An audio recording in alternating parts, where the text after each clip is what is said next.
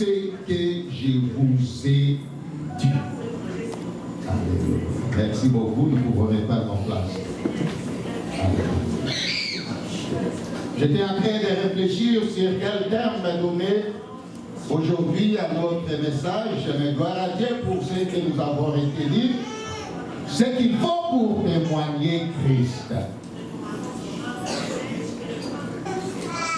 Ce qu'il faut pour témoigner Jésus-Christ.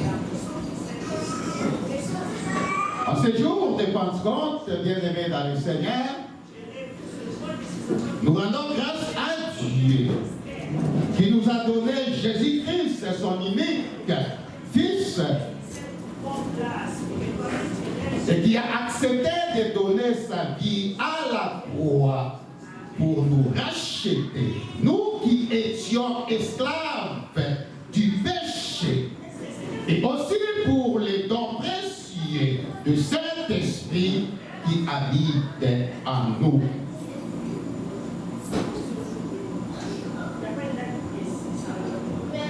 La Pentecôte que les chrétiens célèbrent et que nous célébrons ce jour rappelle les jours où les disciples, alors qu'ils étaient réunis dans un lieu appelé Cénacle, voient descendre le Saint-Esprit sur eux. Voient l'onction du Saint-Esprit sur eux au travers plusieurs signes. Quand le Saint-Esprit était descendu sur les disciples, il s'est manifesté au travers plusieurs signes. Notamment, la Bible dit, c'est dans Actes chapitre 2 que nous n'allons pas lire, notamment la Bible dit, des langues de feu se posèrent sur chacun d'eux. Premier signe. Ils parlèrent à de nouvelles langues jamais apprises auparavant. Ça, c'est le deuxième signe. Et aussi, la Bible dit que les paroles qu'ils prononçaient pour ceux qui étaient là et qui attendaient, ces paroles étaient en train de dire les merveilles de Dieu, étaient en train de glorifier Dieu. Alors qu'ils prononçaient, qu'ils parlaient à de nouvelles langues qu'ils n'avaient jamais apprises, mais la Bible dit, pour ceux qui les écoutaient, ils étaient en train de dire les merveilles de Dieu. Ils étaient en train de glorifier Dieu. La venue du Saint-Esprit a été un sujet d'étonnement et de joie pour plusieurs.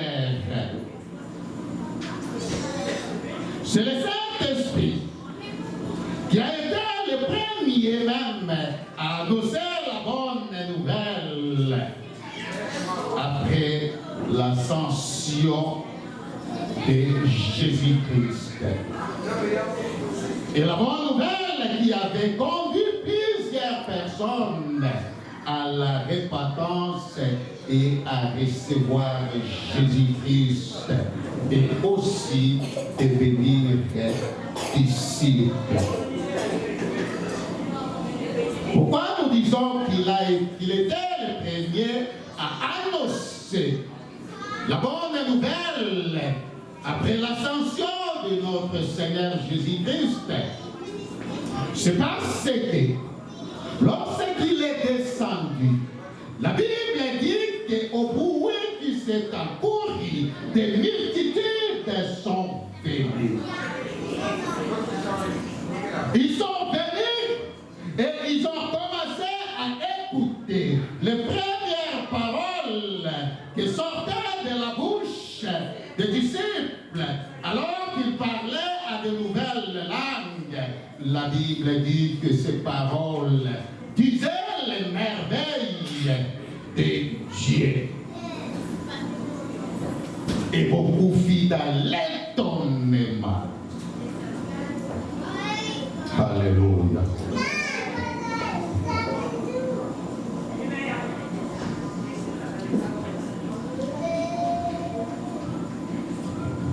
Le Saint-Esprit, bien-aimé dans le Seigneur, est descendu sur les disciples 50 jours après Pâques, après la Pâques. C'est là, ce jour-là, que le Saint-Esprit est descendu.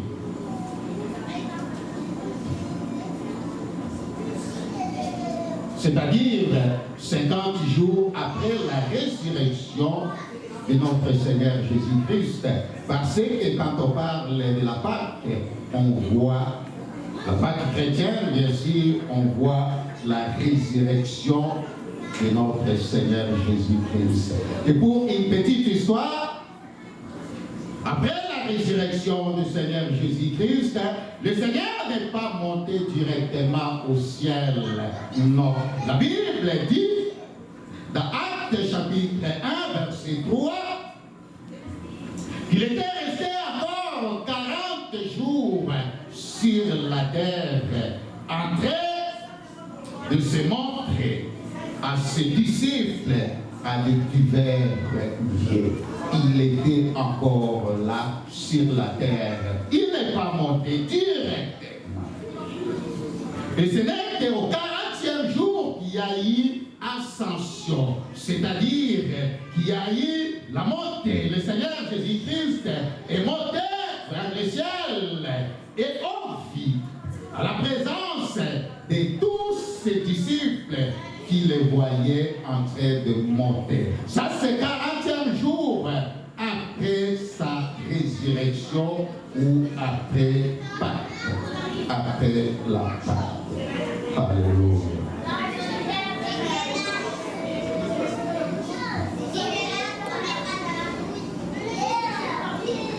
La Pentecôte que nous célébrons aujourd'hui n'a pas commencé le jour de l'effusion du Saint-Esprit. Non. La Pentecôte a toujours eu lieu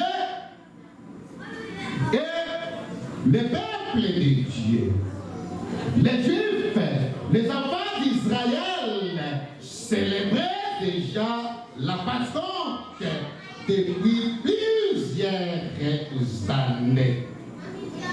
Donc c'est pour dire que ça n'a pas commencé le jour de l'effusion du Saint-Esprit.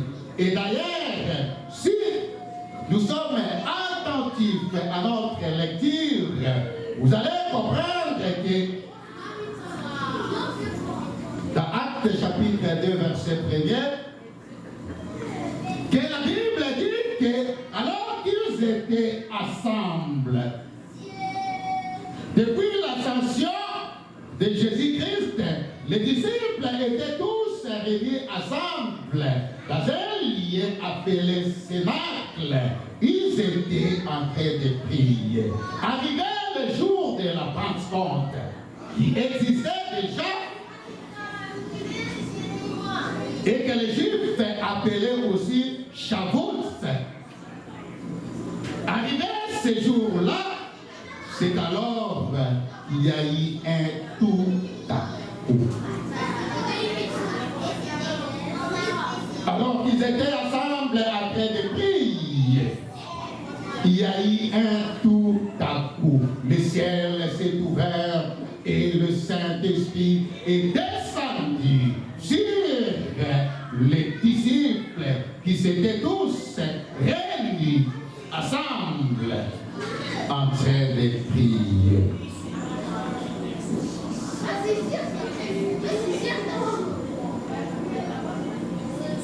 La Pentecôte, bien-aimée dans le Seigneur,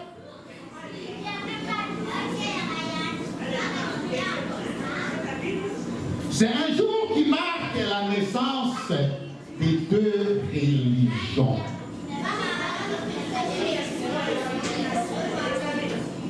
Ça peut étonner quelqu'un.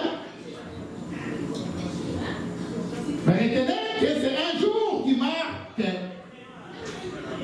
la naissance des deux religions que nous allons voir. Pourquoi cela? Parce que nous avons dit que la Pentecôte a toujours eu lieu. Certes, la Pentecôte chrétienne que nous célébrons a commencé avec l'effusion du Saint-Esprit, mais la Pentecôte a toujours eu lieu. Et la première Pentecôte, c'est celle célébrée par les Juifs chaque année, aussi appelée Shavuot. Cette Pentecôte a marqué la naissance du judaïsme comme religion. Elle a commencé le jour où Moïse reçoit les 10 commandements au mont Sinaï. Et c'était justement 50 jours après la Pâque que Moïse a reçu les 10 commandements. C'est 50 jours, c'est ce jour que les Juifs célébraient comme Pentecôte.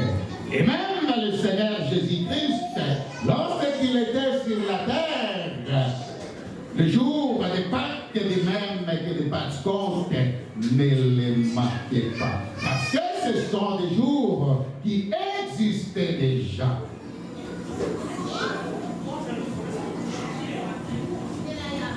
C'est pour dire que la première religion est née avec la loi. Parce que le judaïsme a commencé lorsque Moïse a reçu les 10 commandements. Et c'est là que cette religion a commencé le jour de la Pâque juive. Et aujourd'hui, les Juifs célèbrent ce jour. Ils célèbrent les dons de la Torah, ou les 5 premiers livres de l'Ancien Testament, la Genèse, l'Exode, Lévitique, Nombre,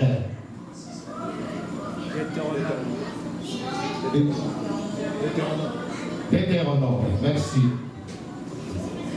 C'est ça ce que les Juifs célèbrent. Aujourd'hui, quand ils célèbrent la Pentecôte, ils célèbrent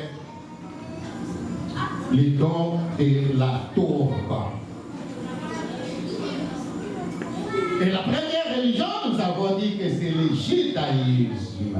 Est-ce que c'est une coïncidence que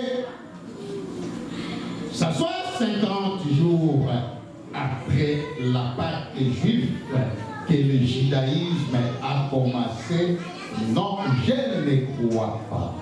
Comme nous avons toujours dit que l'Ancien Testament est la lumière de plusieurs choses qui ont eu leur accomplissement en Jésus-Christ.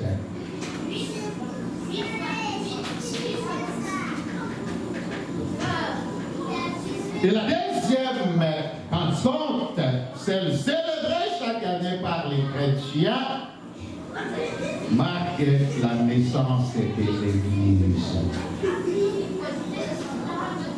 De l'Église chrétienne que nous sommes. Et cette deuxième Pentecôte que nous célébrons également a eu lieu 50 jours après la Pâque, c'est-à-dire après la résurrection de notre Seigneur Jésus-Christ. Voici la deuxième religion qui est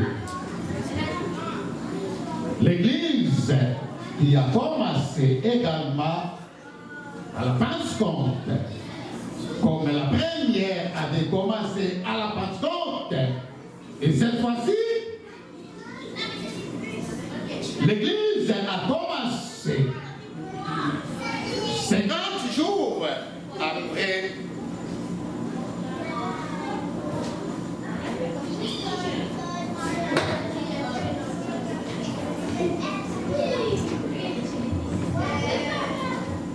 L'Église a commencé également 50 jours après la résurrection de notre Seigneur Jésus-Christ, c'est-à-dire après la Pâque. Donc, la Pentecôte que nous célébrons inaugure la naissance des deux religions. La première est le judaïsme et la deuxième qui est venue remplacer, c'est l'Église chrétienne qui a eu aussi 50 jours après la Pâque. C'est pourquoi, bien-aimés dans le Seigneur, connaissant que c'est le Saint-Esprit qui est venu inaugurer l'Église lorsque il y a de ceux qui ne croyaient pas au Saint-Esprit ou des églises qui ne croyaient pas à la manifestation du Saint-Esprit, quelque chose ne va pas. Ou soit qu'on n'a pas encore compris pourquoi l'Église est née, quand est-ce que l'Église est née. Le Seigneur Jésus-Christ n'a pas laissé d'Église.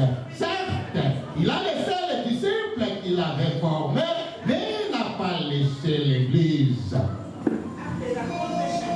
Il a fallu attendre ces jours-là.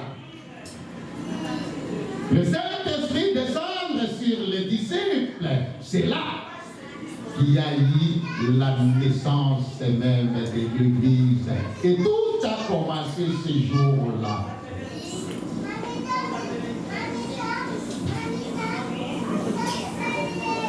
Rappelez-vous, bien-aimés dans le Seigneur, que avant ce jour de Pentecôte, les disciples ne pouvaient rien faire. Ils avaient peur et ils se sont retirés. Personne n'osait dire un mot à ce qui concerne leur maître, à ce qui concerne Jésus-Christ. Et tous l'ont renié même. À l'exemple de Pierre, qui avait même juré de le suivre, de ne pas renier. Et le Seigneur les regarde et les dit, aujourd'hui même, avant que le coq chante, tu vas me renier 3 fois. C'est pour dire que sans le Saint-Esprit, nous ne pouvons pas mener une vie digne des enfants de Dieu. Nous ne pouvons pas non plus être agréables à Dieu.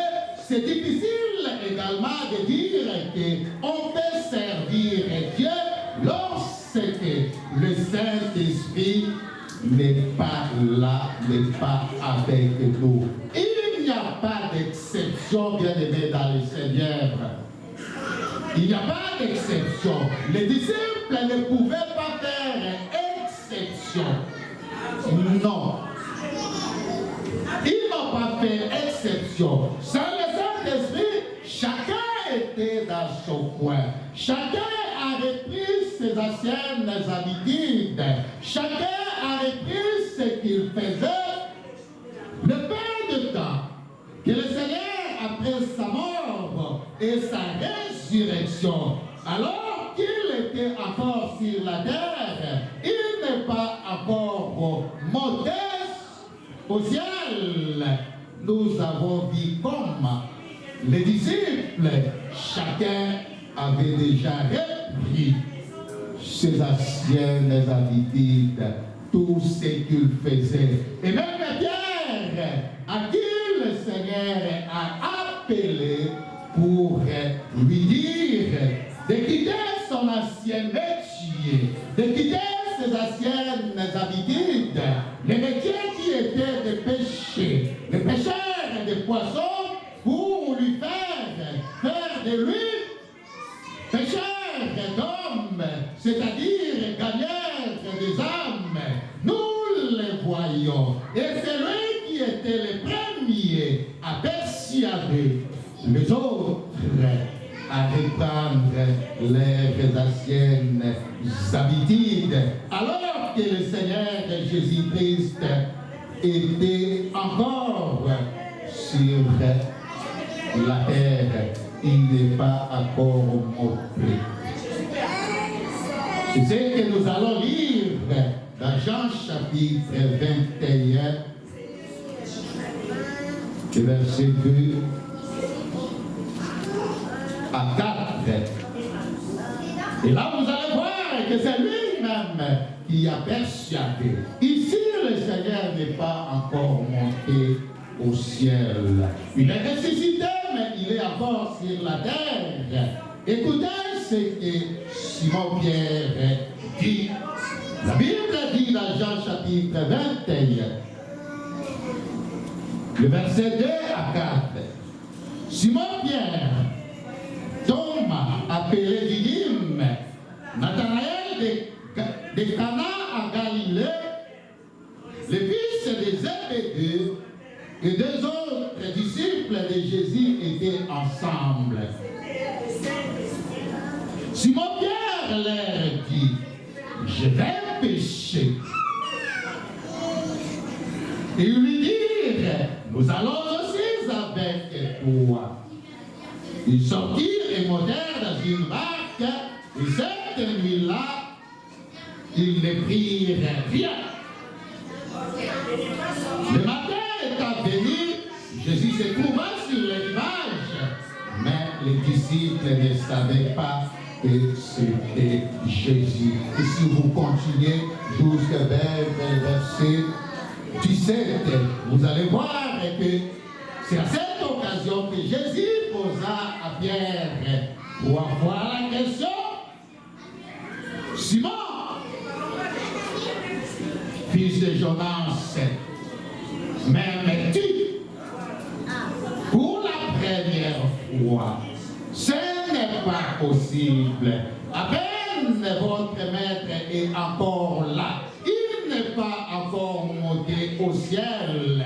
À peine, c'est vous qui êtes l'objet de persuader les autres pour reprendre votre ancien métier. Ce n'est pas possible. Et le Seigneur demande à Pierre, il dit, Simon, fils de Jonas, m'aimes-tu? Pour la première fois, Pierre n'avait pas compris. Le Seigneur reprend pour la seconde fois. Il n'avait pas toujours compris. Et lorsqu'il a parlé pour la troisième fois, en disant, Simon, fils de Jonas, m'aimes-tu?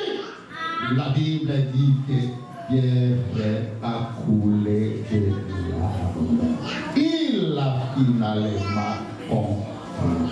Alléluia. Et c'est le Saint-Esprit seul qui peut nous révéler. Alléluia.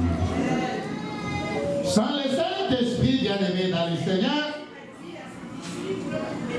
comme je disais tantôt, que tous les disciples avaient abandonné Jésus. Chacun a son coin. Ils l'ont renié. Et alors, un jour comme ça, les disciples étaient ensemble, et après, Alléluia.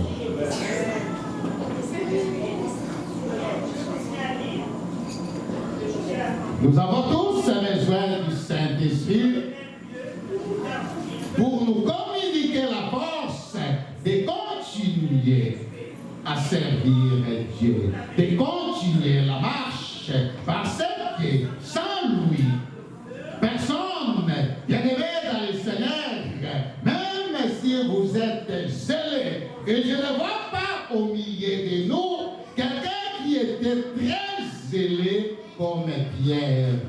Non. La Bible dit que Jésus aimait Jean, mais Pierre aimait Jésus. Et lorsque Jésus va partir, il a laissé la responsabilité entre les mains de Pierre. L'amour et le que Pierre avait pour Jésus-Christ, je ne sais pas si nous les avons. Cependant, Pierre, il a fallu que le Saint-Esprit vienne pour qu'il comprenne que sans l'aide du Saint-Esprit, son amour ou ses ailes pour le Seigneur Jésus-Christ, c'était vain. C'était vain. Il n'y a que le Saint-Esprit qui peut nous communiquer l'amour, la force, véritable amour pour aimer le Seigneur. Lui seul peut nous communiquer pour que nous nous débarrassions une fois pour toutes de nos anciennes habitudes.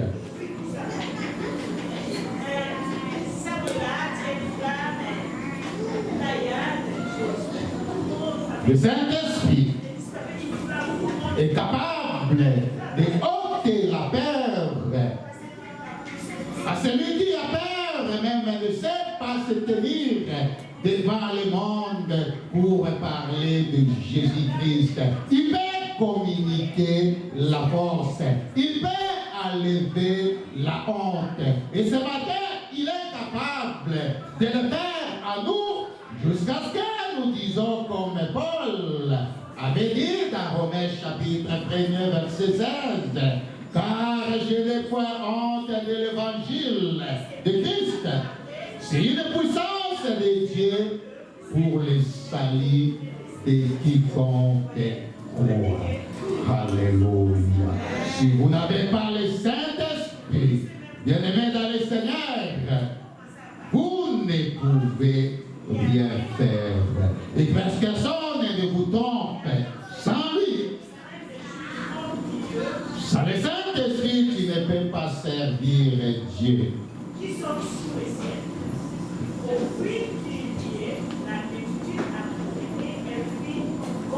Si les disciples qui étaient en tout temps avec Jésus-Christ, comme je le disais tantôt, n'ont pas pu le servir avant de recevoir le Saint-Esprit, de le communiquer, la force, la puissance, de le servir. Si ils n'ont pas pu le faire, toi non plus tu ne peux pas le faire. C'est pour dire comment et combien nous avons besoin du Saint-Esprit et surtout être dépendants de lui. Alléluia.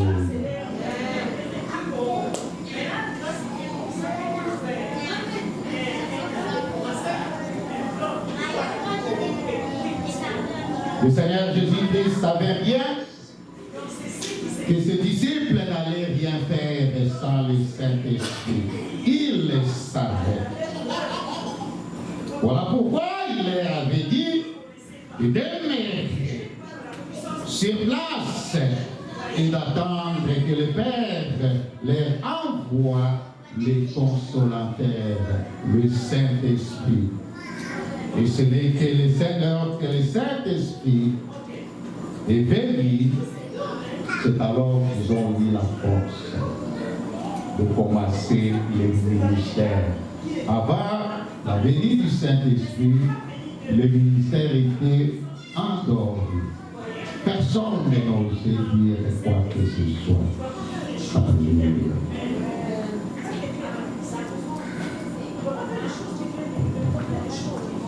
La Bible dit, au bruit qu'il y ait, la multitude accourut.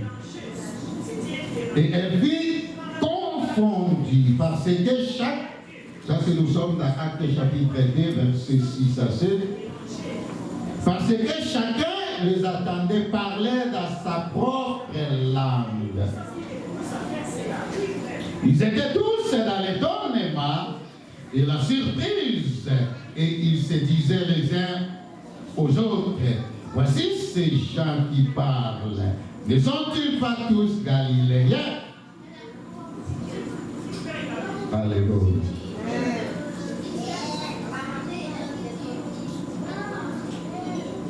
Et si vous continuez jusqu'au verset 14, vous allez voir que quand il est venu, il a communiqué la force, la puissance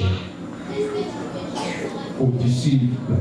Et c'était un nouveau départ.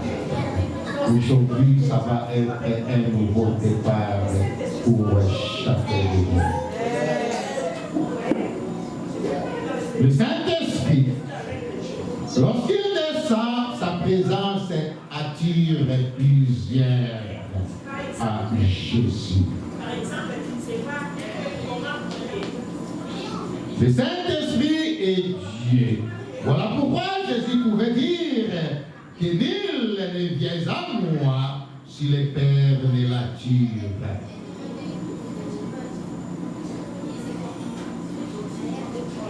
Le jour de la Pentecôte, la Bible dit que le Saint-Esprit a attiré des multitudes qui se sont accourues. Et il a donné aux disciples de parler. Et plusieurs en ces jours-là ont reçu le Seigneur Jésus-Christ. Ils ont prêché. Et la Bible dit même que 3000 disciples se sont ajoutés, se sont baptisés. Alléluia. Mais si nous revenons à notre texte de base, qui est dans Jean chapitre 14, verset 26, que nous avons lu et qui dit, mais le consolateur, l'Esprit Saint, que le Père enverra en nous, à mon nom, vous enseignera toutes choses et vous remplira, vous rappellera tout ce que je vous ai dit. À la lumière, bien aimé dans le Seigneur de ces passages, nous voyons encore que le Seigneur Jésus-Christ savait que les disciples allaient tout de suite oublier les enseignements, tout ce qu'il leur enseignait. Il savait cela. Voilà pourquoi il disait, il leur a dit que lorsque le consolateur, le Saint-Esprit viendra, non seulement qu'il vous enseignera, mais aussi il va vous rappeler, pas la moitié, mais tout ce que je vous ai dit, tout ce que je vous ai enseigné. C'est pour dire que sans le Saint-Esprit, on peut être un bon orateur, un éloquent, on peut avoir bien parlé, mais si le Saint-Esprit ne fait pas que nous puissions comprendre, ça va rentrer, après un certain temps, on oublie, on reprend ce que nous avons vomi, ce que nous avons oublié. Et le Seigneur, reconnaissant cela, il leur dit que lorsque le consolateur, le Saint-Esprit viendra, lui, non seulement qu'il va vous enseigner toutes les choses, mais aussi il va vous rappeler tout ce que je vous ai enseigné. On les rappelle que lorsqu'on a oublié.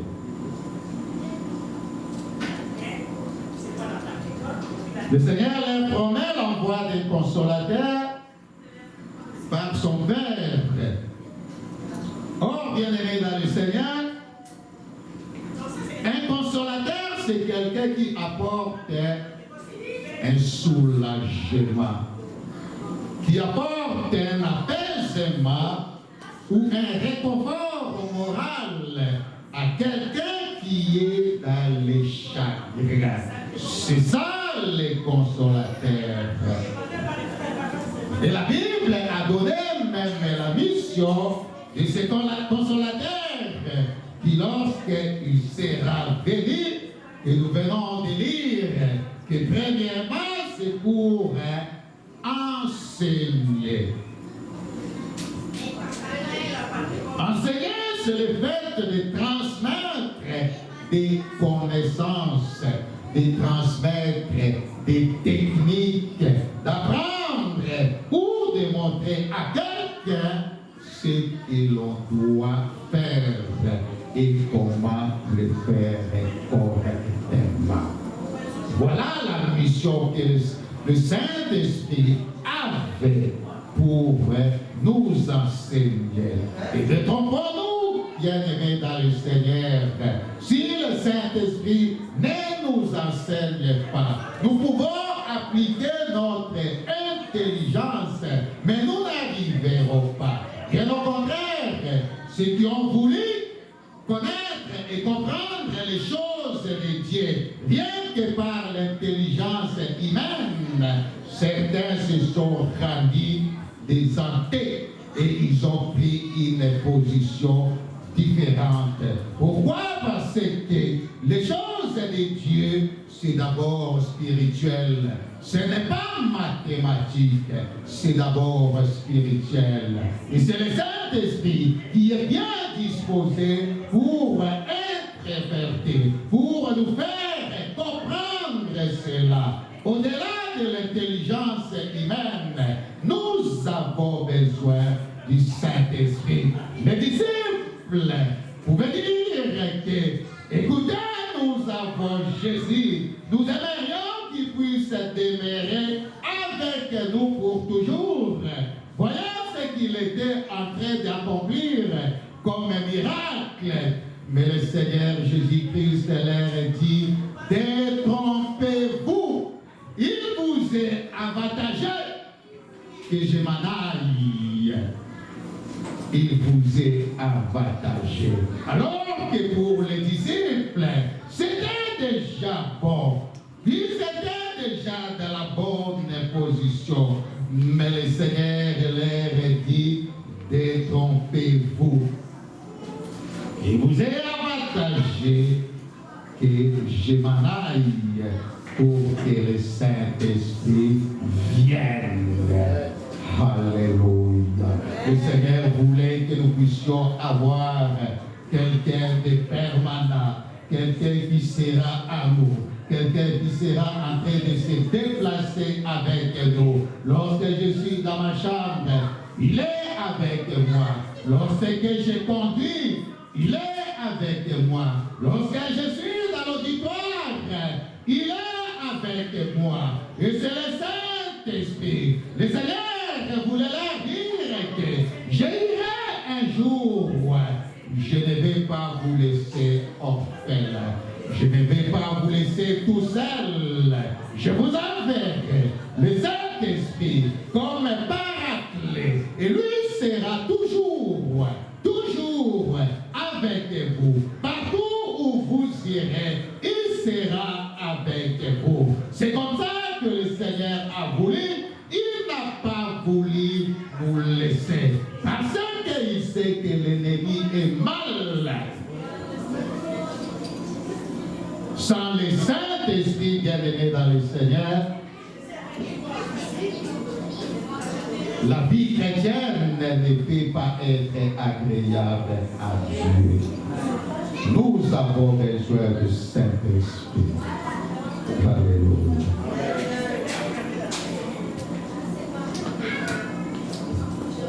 Voilà pourquoi la parole dit que le Seigneur a caché ces choses aux intelligents et aux sages et les a révélées aux petits. Alléluia. Et deuxième mission, à part enseigner, que la Bible nous dit dans notre texte de base, c'est rappeler. Le Saint-Esprit devait venir non seulement pour nous enseigner toutes les choses, mais aussi pour nous rappeler tout ce que le Seigneur Jésus-Christ nous a dit. C'est le Saint-Esprit qui nous rappelle cela. Rappeler, c'est remémorer. Pour rappeler quelque chose à quelqu'un, le lui remettre à mémoire ce ce qu'il a oublié. Et même, je dirais, c'est l'équivalent en anglais de update. Mise en jour ou actualisée.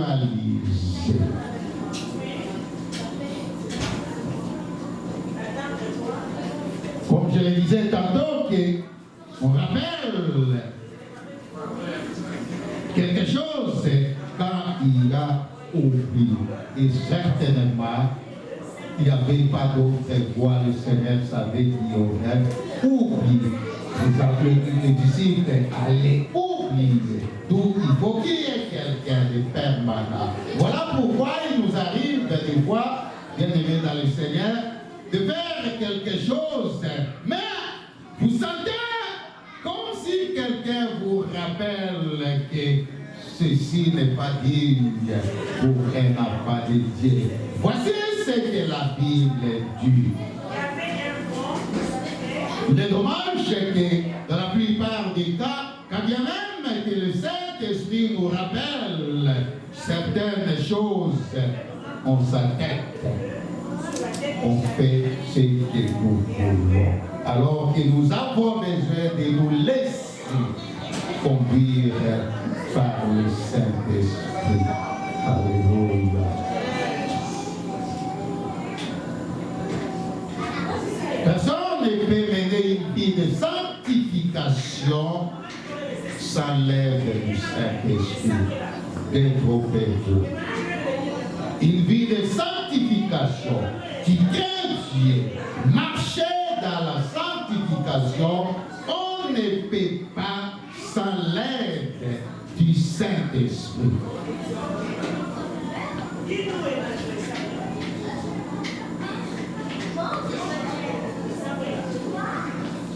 Lorsque le Saint-Esprit prend le contrôle de ta vie, lorsque c'est lui qui dirige ta vie va prendre un autre sens. Ta vie va changer complètement. Tu n'auras plus la force d'accomplir les désirs de la chair. Et au contraire, tu auras horreur du péché. Tu vas haïr les péchés. Tu peux même haïr toutes les choses qui étaient pour toi comme des gains. Voilà pourquoi l'apôtre Paul pouvait dire que tout ce qui était comme bénéfique, comme des gains pour lui, tout ce qu'il recevait comme honneur dans le judaïsme, il les regardait désormais comme de la boue. Ça, c'est le Saint-Esprit qui peut faire pareilles choses. Alléluia.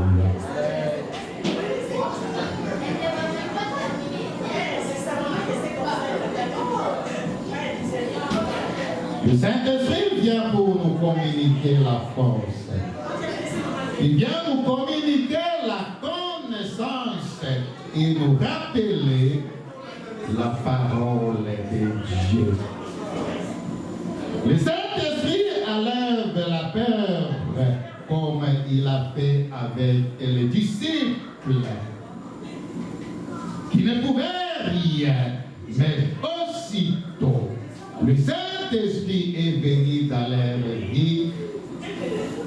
Comme Papa Gabriel disait tantôt, ils ont affronté même les grands, les dirigeants. Ils les ont affrontés. Ils ont commencé à leur dire comme ça. Parler de Jésus-Christ. Et c'est Jésus-là. Nous ne sommes pas ivres. Écoutez, ces jours-là de Pentecôte, quand vous attendez, la Bible dit que les multitudes se sont accourues parce que c'était réellement un jour de fête.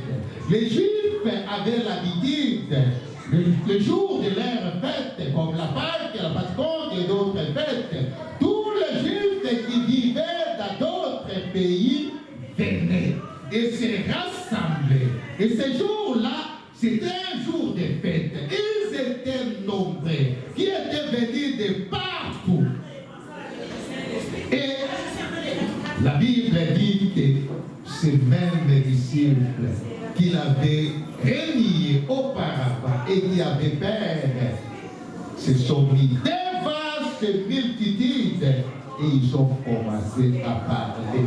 C'est ce Jésus-là que vous avez tué, crucifié et qui est ressuscité au 3e jour. C'est lui qui a envoyé son esprit, comme cela est dit dans Joël 2. Et c'est ce que vous voyez aujourd'hui. Ce n'est pas que nous sommes ivres, c'est rempli de l'Esprit de Dieu que nous annonçons. Et la Bible dit que l'apôtre Pierre s'est levé, il a annoncé la bonne nouvelle avec tous ceux qui étaient là. Et cette parole a frappé plusieurs d'entre eux et ils ont donné leur vie en Jésus-Christ. Et c'est le début de l'Église. C'est comme ça la naissance de l'Église, bien-aimée dans le Seigneur. Que personne ne vous trompe. Le Seigneur Jésus-Christ n'avait pas laissé l'Église. Dieu fait chaque chose bonne et il sait pourquoi il fait chaque chose. Il fallait que le Saint-Esprit descende pour que l'Église puisse commencer.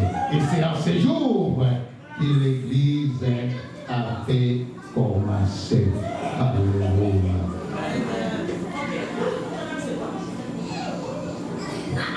Le Saint-Esprit qui est descendu ce jour-là sur les disciples et qui leur avait communiqué la force qui se manifestait en eux par le parler à d'autres langues qui n'avaient jamais appris auparavant. Ce Saint-Esprit n'a pas changé. Je disais que le Saint-Esprit qui a communiqué la force aux disciples, ces disciples qui n'avaient pas la force de se lever pour aller annoncer la bonne nouvelle, c'est cet esprit qui a enlevé la honte qui avait un disciple, qui était un disciple. Ce Saint-Esprit n'a pas changé. Il est toujours vivant. Il continue à agir. Il continue à répandre son action sur l'Église, sur ses disciples, parce que la moisson est grande et il veut que nous puissions nous lever dès aujourd'hui pour annoncer la bonne nouvelle. Et ce matin, le Saint-Esprit est au milieu de nous. Ce matin, il est là. Il est là, il veut descendre, remplir, entrer dans le cœur de toute personne qui l'invite et qui dit, je suis disposé. Non seulement que je suis disposé, je suis aussi assoiffé. Viens, je veux un nouveau départ. Je veux cet esprit, un nouveau départ. Viens, remplis-moi. Et si tu le désires, ce matin, il va descendre sur toi.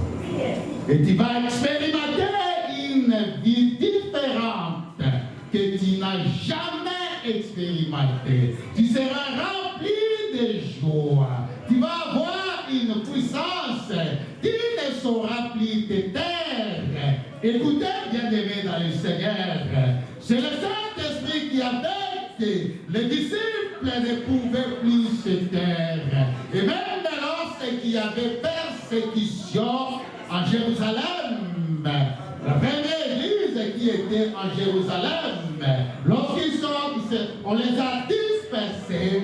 La Bible dit que tous, partout où ils allaient, personne ne pouvait se taire parce que rempli du Saint-Esprit, il ne peut pas te taire sans pour autant annoncer les merveilles de Jésus-Christ. Et ce matin, le Saint-Esprit est présent. Si tu veux que le Saint-Esprit vienne à toi, comme ce jour-là, il est descendu sur les disciples, alors qu'ils étaient tous réunis. Nous nous sommes réunis ce matin devant notre Dieu. En ce jour de Pentecôte, le Saint-Esprit est là. Je vais vous demander, bien-aimés dans le Seigneur, de vous lever et de commencer à